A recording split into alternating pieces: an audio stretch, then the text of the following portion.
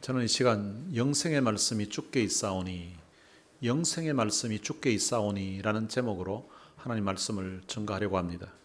오늘 본문 앞부분에 보면 예수님이 보리떡 5개와 물고기 2마리로 5,000명을 먹이신 그 기적이 기록되어 있습니다. 이 사건은 그 당시에 아주 탑뉴스였습니다. 로마 식민지 하에 먹을 양식이 없던 그때에 보리떡 5개와 물고기 2마리로 5,000명을 먹였다는 것은 그 당시 사람들에게는 굉장히 놀라운 그런 사건이었습니다. 그래서 이 사건이 복음서 4곳에 다 기록이 되어 있습니다. 사람들은 그 표적을 보고 열광했습니다. 이분을 임금으로 만들면, 이분을 임금으로 세우면 우리 먹고 사는 문제 걱정하지 않아도 되겠다고 생각했던 것 같습니다. 그래서 사람들이 예수님을 임금을 삼으려고 하니까 예수님이 그 상황을 아시고 그 자리를 피하여서 예수님은 산으로 가셨습니다. 그리고 예수님은 산으로 가시기 전에 제자들도 그런 상황을 더 이상 처해 있지 않도록 하기 위해서 배를 타고 건너편 가버나움으로 가게끔 하였습니다. 이 사람들이 그 다음 날 되어서 그 자리에 또 모였습니다. 그래서 어제 자기들에게 떡을 주었던 그 예수님을 찾기 시작했습니다. 그런데 그 지역에서 아무리 찾아도 예수님이 보이지 않자 그들이 어제 제자들이 갔던 곳, 그 가버나움에 가면 혹시 예수님을 만날지도 모르겠다고 생각해서 그들이 가버나움으로 배를 타고 갔습니다. 그 가버나움에서 예수님을 만났습니다. 예수님이 자기에게 찾아왔던 그 사람들을 향하여서 썩을 양식을 위해 일하지 말고 영생하도록 하는 양식을 위하여서 일을 하라고 그렇게 했습니다. 그 사람들은 썩을 양식이 아니라 영생하는 양식을 위해서 일을 하라고 하면 그것이 하나님의 일이라고 이해를 한 거예요. 그래서 우리가 어떻게 하여야 하나님의 일을 하오리까? 라고 예수님께 물었습니다. 그때 예수님이 하나님께서 보내신 일을 믿는 것이 하나님의 일이라고. 그러니까 하나님이 보내신 자이신 바로 예수님을 너희들이 나를 믿으라고 이렇게 말을 한 것입니다. 그랬더니 이 사람이 우리가 보고 당신을 믿도록 하는 표적이 무엇이냐고, 당신이 하시는 일이 무엇이냐고 이렇게 물었습니다. 그때 예수님은 내가 생명의 떡이라고, 그리고 자신은 하늘에서 내려왔다고 그렇게 말했습니다. 아버지의 뜻은 아들을 보고 믿는 자마다 영생을 얻는 것이라고 하였습니다. 사실은 그 사람들이 기대하는 그런 표적은 이미 예수님이 어제 보여주었습니다. 그래서 예수님은 바로 자신을 믿는 것이 하나님의 뜻이라는 것을, 자신을 믿으면 영원한 생명을 얻는 것이라고 그들에게 알려준 것입니다. 예수님이 자기가 하늘에서 내려온 떡이라고 하니까 유대인들이 수군거리기 시작했습니다. 아니, 이 사람은 요셉의 아들 예수인데 우리가 그 부모를 아는데 어찌하여서 자기가 하늘에서 내려왔다고 하냐고 이렇게 이제 반응을 했습니다. 예수님께서 나를 보내신 아버지께서 이끌지 아니하시면 아무도 내게 올 수가 없다고 하셨습니다. 그러니까 지금 이들이 믿지 못하는 것이 하나님께서 그들을 자기에게 보내지 않았기 때문에 지금 믿지 못하는 것이라고 하는 그런 의미로 말씀하신 것입니다. 그러면서 믿는 자는 영생을 가졌다라고 말씀했습니다. 예수 그리스도를 믿는 사람, 그 믿는 사람은 이미 영원한 생명을 가졌다라고 알려주신 것입니다. 그러면서 예수님이 계속해서 설명을 하십니다. 내가 곧 생명의 떡이라고. 너희 조상들이 광야에서 만나를 먹었어도 죽었지만 나는 하늘에서 내려온 살아있는 떡이기 때문에 사람이 이 떡을 먹으면 영생한다고. 내가 줄 떡은 세상의 생명을 위한 내 살이라고 이렇게 말씀하셨습니다. 그러니까 유대인들이 이제 서로 다투기 시작했습니다. 도대체 이게 무슨 말이냐? 아니, 이 사람이 어찌 자기 살을 우리에게 주어 먹게 하느냐고. 우리가 자기를 어떻게 잡아서 먹어야 된단 말이냐. 도무지 이해가 안 되는 상황이라고 서로 이야기하기 시작했습니다. 그때 예수님이 그들에게 이야기합니다. 내가 진실로 진실로 너희에게 이르노니 인자의 살을 먹지 아니하고 인자의 피를 마시지 아니하면 너희 속에 생명이 없다고. 내 살을 먹고 내 피를 마시는 자는 영생을 가졌고 마지막 날에 내가 그를 다시 살릴 것이라고 그렇게 말씀하셨습니다. 그러면서 내 살은 참된 양식이요 내 피는 참된 음료라고 주님이 말씀하셨습니다. 내 살을 먹고 내 피를 마시는 자는 내 안에 거하고 나도 그의 안에 거한다고 말씀하십니다. 살아계신 아버지께서 나를 보내심에 내가 아버지로 말미암아 사는 것 같이 나를 먹는 그 사람도 나로 말미암아 살게 될 거라고. 이것은 하늘에서 내려온 떡이니까 조상들이 먹고도 죽었던 그것과는 다르다는 것입니다. 이 떡을 먹는 자는 영원히 산다고 이렇게 말씀하셨습니다. 이것이 오늘 본문 앞부분까지의 내용입니다. 이런 말씀을 들었던 사람들의 반응이 오늘 본문 60절에서 이렇게 기록되어 있습니다. 제자 중 여러 사람이 듣고 말하되 이 말씀은 어렵도다 누가 들을 수 있느냐 한데, 지금 예수님이 하신 말씀이 무슨 말씀인지 잘 이해를 못하겠다는 것입니다. 예수님이 하신 말씀이 너무 어렵다는 것입니다. 예수님이 하신 말씀은 내가 하늘에서 내려온 생명의 떡이라고, 나를 먹으면 영생을 얻는다는 것입니다. 내 살을 먹고 내 피를 마신 자는 영원히 산다는 것입니다.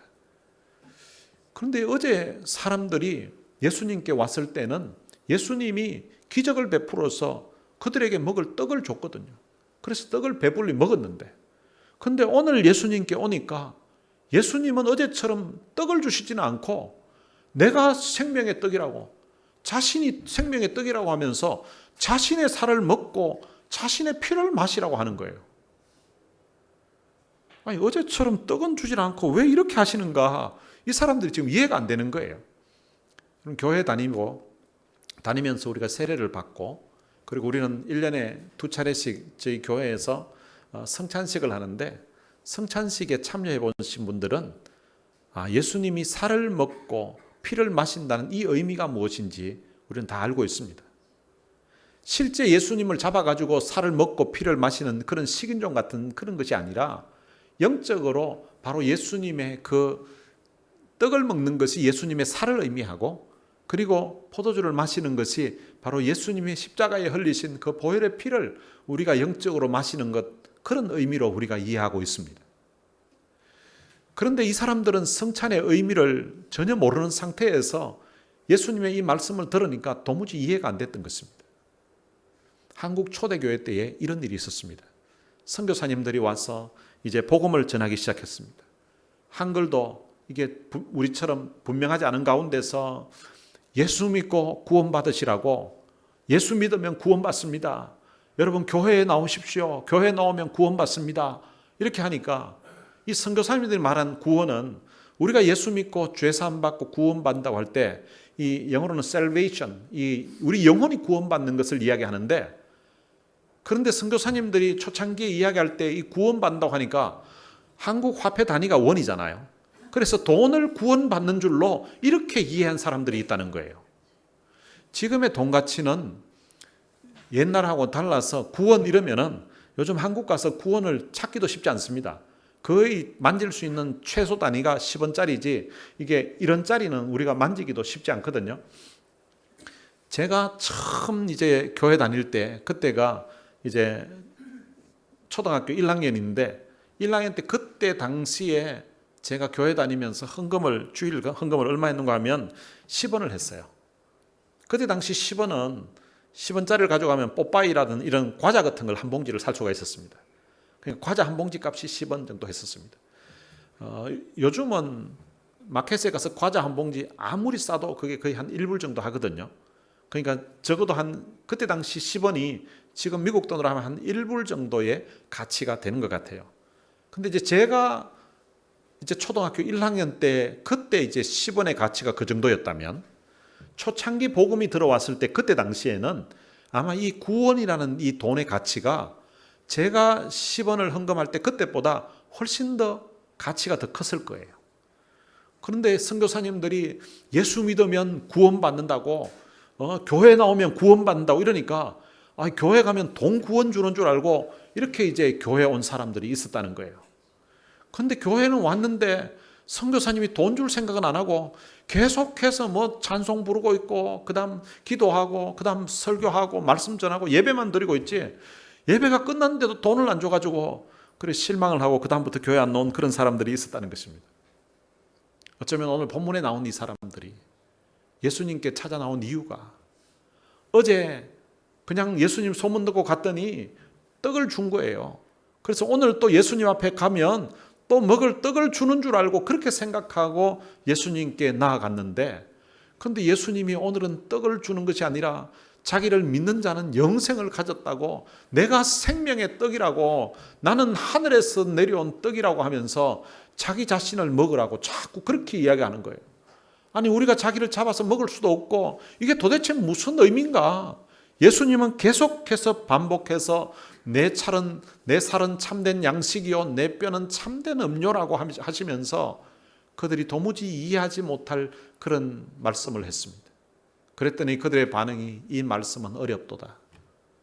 도대체 무슨 말씀을 하시는지 이해를 못하겠다는 것입니다. 누가 이 말을 들을 수가 있겠냐 이거죠. 이거 이해할 사람이 누가 있겠냐고 하는 그런 반응을 했습니다. 여러분, 예수님이 하신 말씀의 그 요점은 자기 살을 먹고 자기 살을 마시는 자, 자기 피를 마시는 자는 영생을 얻는다는 것입니다. 그런데 이것이 그들이 이해하기는 어려운 그런 문제였다는 것입니다. 그 문제를 어려운 문제라고 하니까 예수님께서 스스로 제자들이 이 말씀에 대하여 수군거리는 줄을 아시고 이르시되 이 말이 너희에게 걸림이 되느냐. 지금 자기들끼리 그냥 수군거리면서 웅성웅성하고 있는데, 그런데 그 상황을 예수님이 알고 계셨습니다. 예수님은 천지를 만물을 창조하신 전능하신 하나님이라고 요한복음 1장에서 이미 말씀했습니다. 예수님은 전능하신 하나님이시고, 그리고 예수님은 모든 것을 다 아시는 전지하신 하나님이십니다. 그래서 사람들이 지금 마음을 다 읽고 계시고, 사람들이 수군거리는 내용이 무엇인지도 예수님이 직접 듣지 않아도 그 상황을 다 알고 계시는 것입니다. 그래서 예수님이 그들에게 이 말이 너희에게 걸림이 되느냐고, 지금 예수님이 하셨던 이 말씀들이 그들은 도무지 이해를 하지 못하는 걸림이 됐다는 것입니다. 이러한 상황을 베드로전서 2장 7절과 8절에서는 사도 베드로가 이렇게 기록했습니다. 그러므로 믿는 너희에게는 보배이나 믿지 아니하는 자에게는 건축자들이 버린 그 돌이 모퉁이의 머릿돌이 되고 또한 부딪히는 돌과 걸려 넘어지게 하는 바위가 되었다 하였느니라. 어떤 의미인가 하면 바로 예수님이, 예수 믿고 구원받은 사람들에게는 예수님이 세상에서 가장 존귀하고 가장 보배로운 분이라는 것입니다. 그래서 예수 믿고 구원받은 사람들은 이런 찬송을 부릅니다. 주 예수보다 더 귀한 것은 없네. 이 세상 부귀와 바꿀 수 없네. 주 예수보다 더 귀한 것은 없네. 이 세상 명예와도 바꿀 수 없다고. 주 예수보다 더 귀한 것은 없네. 이 세상 행복과도 바꿀 수가 없다고. 주 예수보다 더 귀한 것은 없다고. 예수밖에는 없다고 이런 고백을 합니다. 그런데 예수를 믿지 않는 자들에게는 예수가 부딪히는 돌이 된다는 것입니다. 마치 우리가 길을 가다가 걸리게 되는 그런 걸림돌이 된다는 것입니다. 아니, 예수가 그 사람이 어떻게 하나님이냐고, 어떻게 그 사람이 내 죄를 담당하고 십자가에 죽었냐고. 33세의 젊은 나이에 그 당시 사형 선고를 받고 처절하게 십자가의 죽음으로 끝났던 그 생애가 나와 무슨 상관이 있다고 하면서 도무지 이해가 되지 않는다고 하면서 오히려 걸림이 되는 그런 사람들이 있다는 것입니다. 예수님이 이해하지 못하는 그들에게 이렇게 말씀하십니다. 62절에 보면 그러면 너희는 인자가 이전에 있던 곳으로 올라가는 것을 본다면 어떻게 하겠느냐. 이 말씀은 예수님이 죽었다가 이제 다시 살아나셔서 하늘로 원래 있던 곳으로 올라가게 될 때에는 그때는 너희들이 믿겠느냐라는 그런 의미인 것 같습니다. 그런데 63절에서는 살리는 것은 영이니 육은 무익하니라. 내가 너희에게 이런 말은 영이요 생명이니라. 그러니까 예수님이 지금 하신 이 말씀이 자신이 생명의 떡이라고, 자기를 먹는 자는 영생한다는 이 말씀이 육적인 의미로 하신 것이 아니라 영적인 의미로 한 말씀이라는 것입니다. 그런데 그들이 도무지 이해를 하지 못하고 있습니다. 그들은 그냥 어제 떡 먹었던 것처럼 그냥 떡만 주면 되겠는데 이 생각만 하고 있으니까 아마 도무지 그 의미가 그들에게 전달되지 않았던 것 같습니다. 64절에 보면 그러나 너희 중에 믿지 아니하는 자들이 있느니라 하시니 이는 예수께서 믿지 않은 자들이 누구며 자기를 팔 자가 누구인지 처음부터 아심이니라. 지금 예수님 곁에 사람들이 많이 모였는데 근데 그 제자들 중에 믿지 않는 자들이 있다는 것입니다. 그리고 자기를 팔 자가 누구인지도 예수님은 처음부터 알고 계셨다라고 그렇게 말씀하고 있습니다. 그러면서 또 이르시되 그러므로 전에 너희에게 말하기를 내 아버지께서 오게 하여 주지 아니하시면 누구든지 내게 올 수 없다 하였노라 하시니라. 예수님이 보리떡 5개와 물고기 2마리로 5,000명을 먹이는 그 기적을 베풀었을 때는 사람들이 그 광경을 보면서 열광했습니다. 그리고 예수님이 또한 직접 말씀을 전했습니다. 그러니까 예수님을 그들이 마음으로 믿으려고 마음만 먹었다면 이 보리떡 5개와 물고기 2마리로 5,000명이나 넘는 엄청난 사람들을 먹이는 그런 놀라운 기적을 행하신 것 보면 이분은 평범한 사람이 아니구나. 이분은 하나님께서 보내신 메시아구나 하는 것을 그들이 이해했을 수도 있고요. 그리고 지금 제가 설교하는 이런 정도가 아니라 하늘에서 내려오신 그 하나님의 아들이신 그 예수님이 직접 어제도 말씀을 전하셨고 오늘도 직접 주님이 말씀하심에도 불구하고 그들이 믿지 않았습니다. 여러분, 그들이 믿을 만한 증거가 부족해서 믿지 않았다고 볼 수 없는 것입니다. 왜 이들이 믿지 않은가? 그 이유는 하나님께서 예수님께로 가게끔 하여 주지 않았기 때문에 그들이 믿지 않았다고 그렇게 말씀하고 있습니다. 그러니까 지금 믿지 않는 것도 바로 하나님의 어떤 계획, 하나님의 작정에 의해서 그들이 믿지 않은 것이라고 예수님이 말씀을 하신 것입니다. 이제 그 다음부터 어떤 상황이 벌쳐졌는가 하면 66절에 보면 그때부터 그의 제자 중에서 많은 사람이 떠나가고 다시 그와 함께 다니지 아니하더라. 보통은 성경에 예수님을 잘 믿지 않고 그냥 따라가서 다녔던 그런 사람들을 성경은 무리라고 이렇게 표현해 놨습니다. 그런데 오늘 본문에서는 그때부터 그의 제자 중에서 많은 사람이 떠나갔다고 이렇게 말합니다. 그러니까 단순히 한번 왔다가 어제 떡만 먹은 사람들이 아니라 나름 예수님을 따라다녔던 적이 여러 번 있었던 것 같아요. 그렇기 때문에 그들을 제자라고 불렀던 것 같습니다. 그런데 이 제자 중에서도 많은 사람이 떠나가고 다시 그와 함께 다니지 아니하였다고 말씀하고 있습니다. 여러분, 어제 예수님이 떡을 먹이는 그 기적을 행하셨던 날은 남자 장정만 해도 5,000명이 넘었습니다. 여자와 어린아이, 노인 합치면 적어도 2만 명은 넘었을 것으로 학자들이 추정하고 있습니다. 그런데 떡을 주는, 한 끼 먹을 양식을 주는 것이 아니라 영원한 생명에 대해서 하늘에서 자신이 내려와서 이제 자신이 십자가에 못 박혀 죽게 될 자신의 살과 그 피를 먹으면, 자신을 믿으면 영원히 산다는 이 영생에 대해서 말씀하고 있는데 사람들이 어렵도다 하면서 다 떠나가 버린 것입니다. 그리고 남은 사람 보니까 12명만 남아있는 거예요. 여러분, 예수님이 얼마나 기가 찼겠습니까? 한 끼 먹을 떡을 준다고 하니까 그렇게 많이 열광하고 자기를 심지어 왕으로 삼으려고까지 했던 사람이, 그런데 저들에게 정말 소중한 것, 영원한 생명에 대해서 영원한 생명을 지금 전해주고 있는데, 그런데 어렵도다라고 하면서 다 떠나가고, 그날 한번 떠나가고 끝난 것이 아니라 그들 중에 다시 예수님과 함께 다니지 아니했다는 것입니다. 이런 기가 막힌 상황 가운데서 예수님이 그 제자들에게, 12제자들에게 이렇게 말씀하셨습니다. 너희도 가려느냐? 다 떠나가고 있으니까 너희도 가려느냐라고 물었습니다. 그때 시몬 베드로가 이렇게 대답합니다. 주여, 영생의 말씀이 주께 있사오니 우리가 누구에게로 가오리까? 우리는 주님에게 영생의 말씀이 있다는 것을 우리는 알고 있습니다. 그래서 다른 사람들 다 떠나갔지만 우리는 결코 주님 떠나가지 않습니다 라는 그런 고백을 한 것입니다.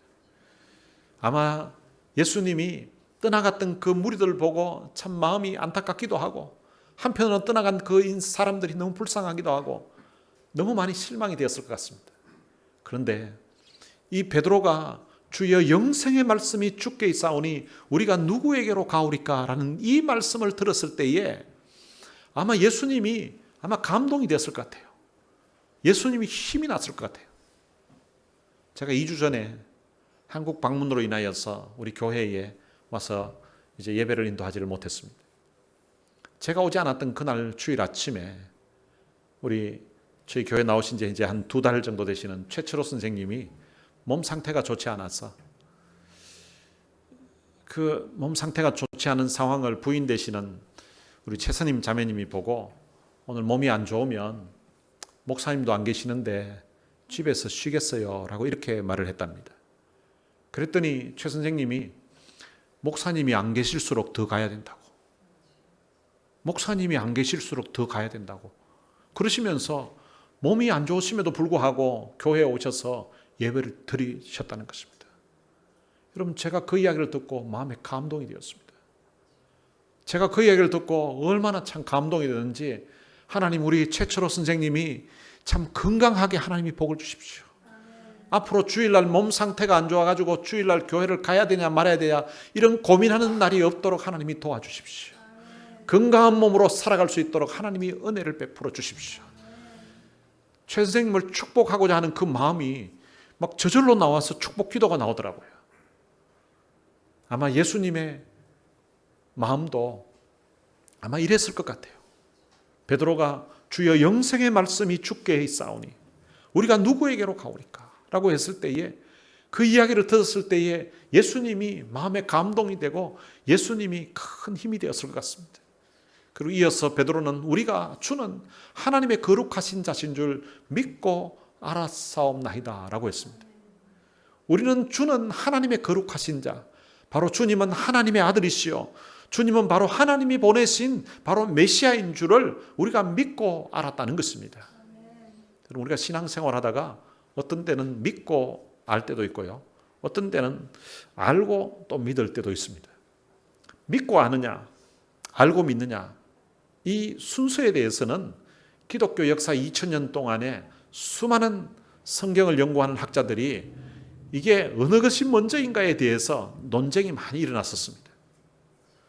우리가 성경을 때로는 배워서 알아가면서 믿게 되는 경우도 있습니다. 성경을 공부하고 또 이렇게 말씀을 들으면서 이런 의미였구나 깨닫게 되면서 예수님을 더 믿게 되고 하나님을 믿게 되는 그런 경우도 있고요. 어떤 때는 내가 이해가 안 되지만 내가 믿고 나니까 그 다음부터 이해가 되는 그런 경우들도 있습니다. 그래서 어떤 경우에는 믿고 아는 경우도 있고 또 어떤 경우에는 알고 믿는 그런 경우도 있는 것 같아요. 그래서 이것의 순서가 뭐 그리 중요한 것 같지는 않습니다. 그런데 베드로는 예수님께 믿고 알았다고 고백하고 있습니다. 또한 성경 여러 곳에서 바로 믿으면 알게 된다고, 믿으면 하나님의 영광을 보게 된다고 우리에게 알려주고 있습니다. 70절과 71절에 보면 예수께서 대답하시되 내가 너희 12를 택하지 아니하였느냐, 그러나 너희 중에 한 사람은 마귀니라 하시니, 이 말씀은 가룟 시몬의 아들 유다를 가리키심이라. 그는 12 중에 하나로 예수를 팔자르라. 예수님께서 12명의 제자를 택하셨는데요, 그런데 예수님이 택하셨던 그 12 중에 한 사람이 마귀라고 이렇게 말씀하고 있습니다. 여기서 마귀라고 하는 것은 마귀가 쓰는 그런 도구로 사용되는 그런 사람이라는 그런 의미입니다. 여러분, 예수님이 12제자를 선택했는데 그걸 그냥 지나가다가 아무 놈이나 붙들고 야, 넌 내 제자 해라, 니도 해라, 니도 해라 이래가지고 12명을 뽑은 게 아닙니다. 12제자를 선택하는 그 전날 보면 예수님이 밤이 새도록 예수님이 기도하셨습니다. 기도하고 밤새도록 기도하고 난 다음에 그 다음에 이제 12제자를 선택해서 이제 불러서 자기 제자로 삼았습니다. 그런데 이 12제자 중에 한 사람이 마귀가 있었다는 것은 아주 충격적인 이야기입니다. 그리고 이 마귀라고 했던 사람이 바로 이 가룟 유다인데요, 이 가룟 유다는, 이 사람은 예수님의 제자 중에서 동꾀를 맡았던 사람이에요. 그 동꾀를 맡았다고 하면 요즘식으로 표현하면 회계 일을 했다는 거예요. 전도회 같으면 요즘은 전도회 뭐 회장도 있고 부회장도 있고 총무도 있고 서기도 있고 회계도 있는데, 예수님 제자들 그룹에서는 이런 회장, 부회장, 총무, 서기가 없습니다. 한 사람밖에 없습니다. 회계, 돈꾀를 맡은 사람. 여러분, 예나 지금이나 돈을 관리할 사람은요, 두 가지가 갖추어져야 됩니다. 첫 번째는 계산이 빨라야 됩니다. 머리가 좋아야 된다는 거죠. 이게 돈을 받아 놓고 이게 돈 계산이 안 돼가지고 얼마 지출했는지 얼마 받았는지 이게 막 계속 헷갈려가 하는 그런 사람을 돈을 맡겨 놓으면 본인도 못 맡고요. 맡기는 사람도 부담해서 못 맡깁니다. 그러니까 제자들 중에서는 아마 가장 많이 배웠고 가장 많이 똑똑했던 사람이 바로 이 가룟 유다인 것 같습니다. 그리고 예나 지금이나 돈을 맡기려고 하면요, 그 사람이 믿을만 해야 됩니다. 믿을만 하지 않은 사람에게 돈을 맡기는 사람이 있다면 그 사람은 바보인 거죠. 12사람 중에서 아마 이 가룟 유다에게 돈꾀를 맡길 때에는, 맡길 그 당시에는 이 가룟 유다가 가장 그 당시에 많이 배웠고 똑똑했고 그리고 가장 신뢰받을 수 있는, 신뢰할 만한 그런 사람이었던 것 같습니다. 그런데 그 사람이 마귀의 도구로 사용되었다는 것입니다. 에덴 동산을 보면 에덴 동산은 완벽한 그런 장소입니다.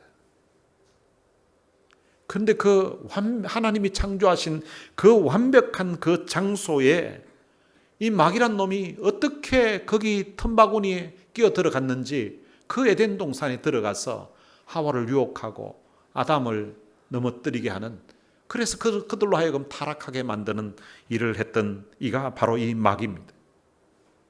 여러분, 가룟 유다는 예수님의 제자 가운데서 가장 어쩌면 믿을만하고 그리고 가장 똑똑했던 그런 사람인데, 그런데 그 제자들 중에 이 마귀란 놈이 틈을 타고 들어와서 그를 타락시켰다는 것입니다.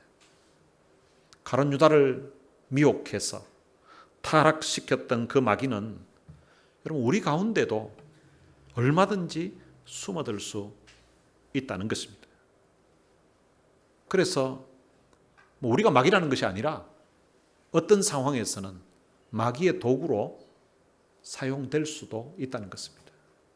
내가 다른 사람에게 상처를 주고, 내가 한 그 말 때문에 다른 사람이 시험에 들게 되고, 내가 한 행동 때문에 교회를 떠나가게 되고 떠나가게 되는 그런 일을 만든다면 내가 마귀는 아니지만 내가 마귀가 사용하는 도구로 사용될 수도 있다는 것입니다.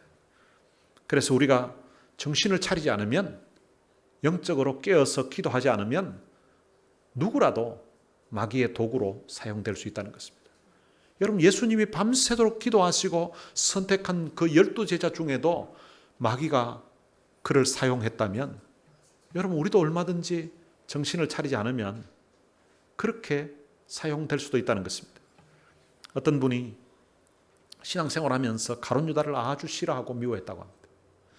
스승을 팔아 십자가에 못 박게 한 놈, 이놈 나쁜 놈이라고 말할 적마다 그는 가룟 유다를 욕하면서 그렇게 지냈다고 합니다. 그런데 하루는 그가 꿈을 꿨는데요, 꿈에 예수님이 십자가에 못 박혀 돌아가시는 그 광경을 꿈에서 본 거예요. 가시면류관을 쓰고 이마에 피가 흐르고 있고 양손과 양발에서 예수님의 피가 흐르고 있는 그 광경을 꿈에 본 거예요. 그런데 그 광경을 보고 있는데 어떤 놈이 사다리를 가져와 가지고 이 예수님 옆에 올라가더니 예수님의 그 가슴에 못을 박는 거예요. 뭐 저런 또라이 같은 저런 미친놈이 있나 싶어가지고 달려가서 그 사람을 끄집어 내리고요. 그리고 그 사람이 도대체 어떤 놈인가 싶어서 돌려서 얼굴을 봤더니 자기 얼굴이었다는 것입니다. 너무 놀라서, 꿈인데도 너무 놀라서 깼다는 거예요. 자기가 그처럼 가룟 유다를 욕을 하고 이랬는데 그 예수님의 가슴에 못 박는 그 사람이 바로 자기였다는 것을 꿈에서 보고 나서는, 자기가 하나님 앞에 이렇게 살 수도 있겠구나. 자기가 했던 행동, 자기가 했던 말들이 마치 예수님의 가슴에 못을 박는 바로 그런 역할을 했을 수도 있겠구나. 자기 살아왔던 그 삶을 돌아보면서 무릎을 꿇고 꿈에서 깨어나서 눈물로 회개했다는 그런 간증을 본 적이 있습니다. 너희 중에 믿지 아니하는 자들이 있느니라. 너희 중에 한 사람은 마귀니라. 여러분, 우리도 영적으로 깨어있지 않으면 어떤 상황에, 어떤 순간에는 가룟유다와 같이 마귀의 도구로 사용될 수 있다는 것을 우리가 생각해야 됩니다. 예수님이 다 떠나가는 그런 상황에서 12만 남아있을 때에 너희도 가려느냐고 말씀하셨는데, 그 질문에 대하여서 베드로는 주의 영생의 말씀이 주께 있사오니, 주의 영생의 말씀이 주께 있사오니 우리가 누구에게로 가오리까? 영생의 말씀이 주님께 있기 때문에 우리는 주님을 떠나가지 않습니다. 주님을 떠나지 않겠습니다 라는 고백인 것입니다. 여러분, 오늘 이 베드로의 고백이 여러분들의 고백이 되시기를 바랍니다. 그래서 여러분들의 호흡 있는 동안에, 여러분들이 생명 있는 동안에 여러분들을 위해서 보혈의 피를 흘려주시고 십자가에 돌아가셔서 여러분들을 위해서 살을 찢겨주시고 그리고 보혈의 피를 흘려주셨던 그 예수님을 사랑하고 그 예수님을 섬기고 그 예수님을 찬양하면서 살아가시기를 주님의 이름으로 축원합니다. 오늘 들은 말씀을 생각하면서 같이 찬양을 한 곡 부르겠습니다. 이 험한 세상 나 살아갈 동안이라는 찬양입니다. 이 험한 세상 나 살아갈 동안 내 주님 가신 길 걸으며 내 주님을 찬양해. 십자가 보혈 날 구한 그 사랑, 나 매일 찬송을 드려도 늘 부족한 것뿐이니 나 호흡 있는 동안에, 나 생명 있는 동안에 나 주를 찬양하리라. 내게 생명 주신 주님을. 3절 가사에 보면 내 영혼 속에 주 예수 오셔서 내 죄와 허물 사하신 내 주님을 사랑해. 골고다 언덕 그 험한 십자가 늘 기억하며 감사하리. 날 대속하신 그 사랑. 오늘 이 주님의 그 십자가의 그 대속의 사랑, 골고다에서 나를 위해서 보혈의 피를 흘려주시고 그 고난당하시고 돌아가셨던 그 주님의 그 사랑을 늘 기억하면서 남은 삶을 주님 위해서 살겠습니다. 주님 사랑하며 살겠습니다. 주님의 몸된 교회를 섬기며 살겠습니다. 하는 이런 고백을 하면서 같이 찬양하시겠습니다.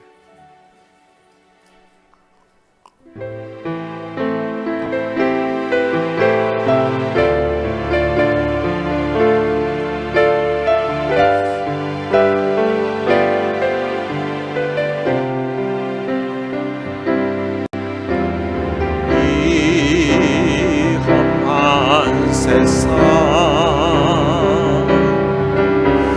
나 살아갈 동안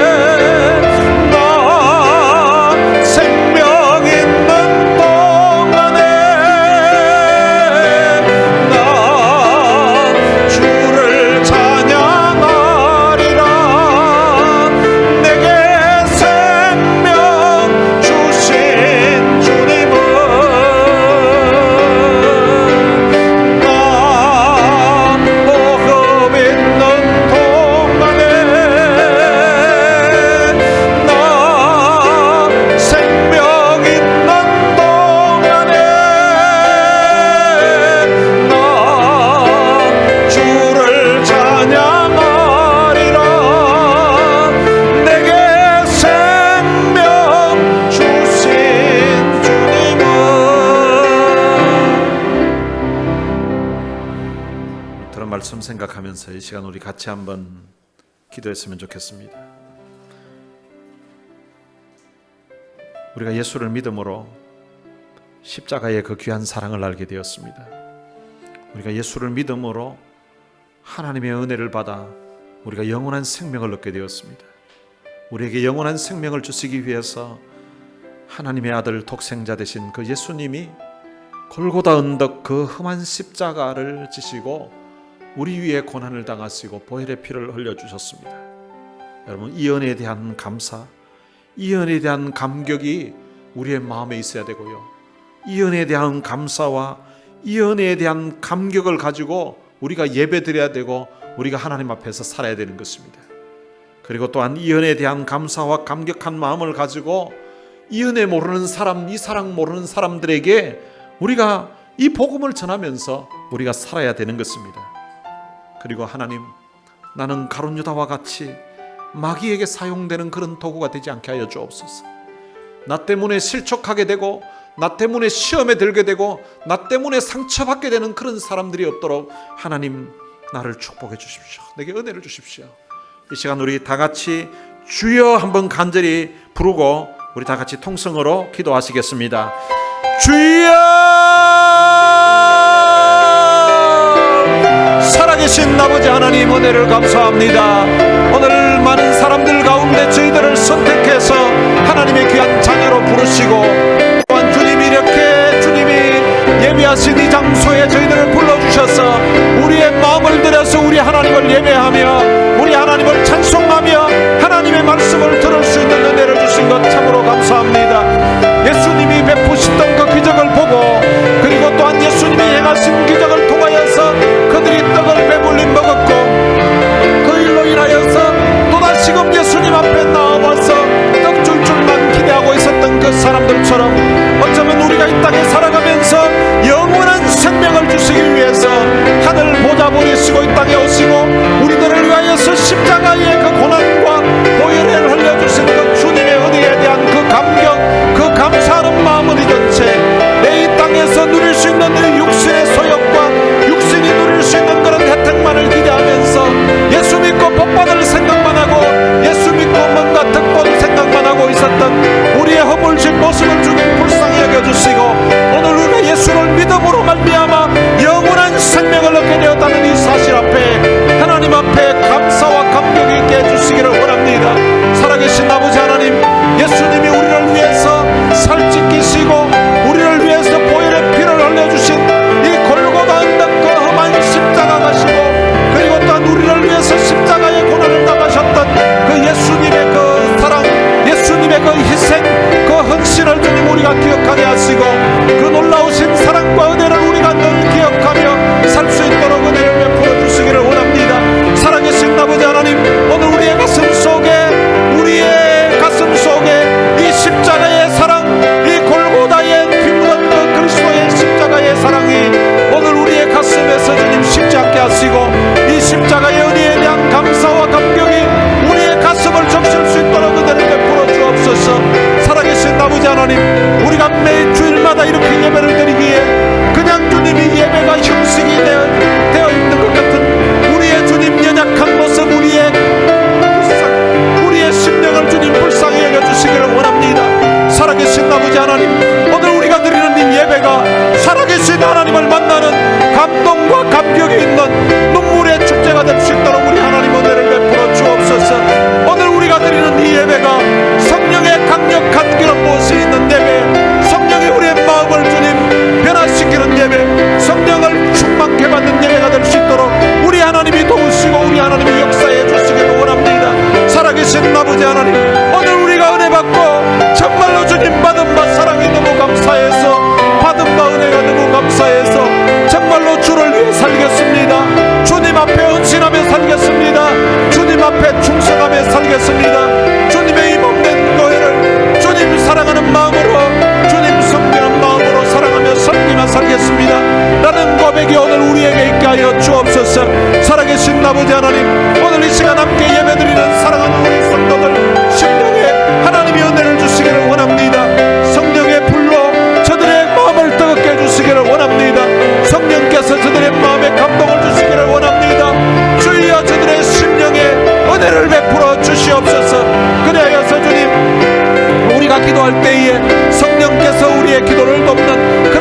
역사가 일어나게 해주시고, 벙어리 같은 우리의 입술을 열어서 하나님께 받은 바 은혜에 대한 이 감사와 감격을 주님 기도로 고백하게 하시고, 또한 주님 기도로 하나님 앞에 헌신을 결단하게 하시고 하나님 앞에 믿음으로 살 수 있도록 우리 하나님 은혜를 베풀어 주시기를 간절히 빌고 원합니다. 살아계신 아버지 하나님, 예수님의 12제자 중에 가룟 유다가 바로 마귀라고 하셨는데, 살아계신 아버지 하나님, 마귀의 도구로 쓰임받지 않도록 우리 하나님 도와주시기를 원합니다. 아버지 하나님이시여, 우리의 말이, 우리의 행동이 마귀의 도구가 되어서 다른 사람들을 실족케 하고 다른 사람들에게 상처 주는 그런 일이 없도록 하나님 도와주시고, 오늘 우리는 주님 성령의 도구가 되어서 다른 사람들을 위로하고 다른 사람들을 격려하고 다른 사람들을 주 안에서 더 굳건하게 세우는 때에 우리의 말이 사용되게 해주시고 우리의 삶이 사용될 수 있도록 우리 하나님이 도와주시기를 간절히 빌고 원합니다. 살아계신 아버지 하나님, 오늘 이 시간 함께 예배드린 사랑하는 모든 성도들을 축복해 주시기를 원합니다. 이들이 성령의 도구가 되어서, 이들이 하나님의 도구가 되어서 이들의 주님 말이, 이들의 주님 손길이 하나님의 영광을 드러내는 아름다운 도구 되게 해주시고, 아버지 하나님의 이들로 말미암아 사람들이 하나님께 영광을 돌리는 그런 주님 빛과 소금의 역할을 감당할 수 있도록 우리 하나님 도와주시기를 간절히 빌고 원합니다. 살아계신 아버지 하나님, 오늘 이 시간 주님 앞에 나와서 함께 예배드린 사랑하는 모든 성도들을 주님이 손들어 축복하시고 저들 심령이 정말로 예수의 은혜로, 예수의 사랑으로 충만하게 하시고, 아버지 하나님이시여, 성령이 충만하여서 성령이 이끄시는 대로 살아가는 그런 놀라운 삶 살 수 있도록 우리 하나님 은혜를 베풀어 주옵소서. 저들의 주님 말과 저들의 삶이 하나님께 영광이 되며 사람들에게 은혜를 끼치는 축복의 통로, 은혜의 통로가 되게 하여 주시옵소서. 살아계신 아버지 하나님, 은혜를 감사합니다. 떡을 줄 때는 그처럼 좋아하고 열광했었던 그런 사람들이 영원한 생명을 준다고 했을 때에 이해를 하지 못하고 다 떠나갔던 것처럼, 오늘날에도 예수 믿고 축복받고 예수 믿고 뭔가 이 땅에서 형통한 것만 기대하면서 살아가는 그런 사람들이 많은데, 우리는 예수님의 그 십자가의 보혈로, 예수님의 십자가의 고난과 죽음을 통하여서 우리가 죄사함 받고 영원한 생명을 받은 이 사실만으로도 하나님 앞에 일평생 감사하고 감격해 하면서 주님 사랑하며 주님의 몸된 교회를 기쁨으로 섬기는 그런 헌신자들이 될 수 있도록 은혜를 베풀어 주옵소서. 12 중에 하나는 마귀라고 했는데, 하나님, 어쩌면 우리도 우리의 말과 우리의 행동, 우리의 삶을 통하여서 다른 사람들의 마음에 상처를 주고 다른 사람들에게 실족하게 하는 그런 마귀의 도구로 쓰임받을 때가 있었음을 주님 앞에 고백합니다. 하나님, 우리가 근신하고 깨어서 기도하게 하시고 우리가 하나님의 말씀에 참 민감하게 예민하게 반응해서, 하나님, 우리는 마귀의 도구가 아니라 성령의 도구로 쓰임받게 하여 주옵소서. 하나님이 쓰시는 도구가 되게 하여 주옵소서. 우리의 말이 다른 사람들에게 상처를 주는 것이 아니라 상처 입은 사람들의 마음을 위로하고 격려하고 힘을 주는 그런 성령의 도구, 하나님의 도구로 쓰임받을 수 있도록 은혜를 베풀어 주옵소서. 이 자리에 있는 우리 모두가 다 성령 충만함을 받아서 정말로 하나님이 기뻐하시는 하나님의 손이요 하나님의 발이 된 그런 모습으로 살아서 우리의 말과 우리의 삶을 통하여서 사람들에게 은혜를 끼치고 하나님께 영광을 올려드리는 그런 축복의 통로, 은혜의 통로들이 될 수 있도록 주님이 축복해 주옵소서.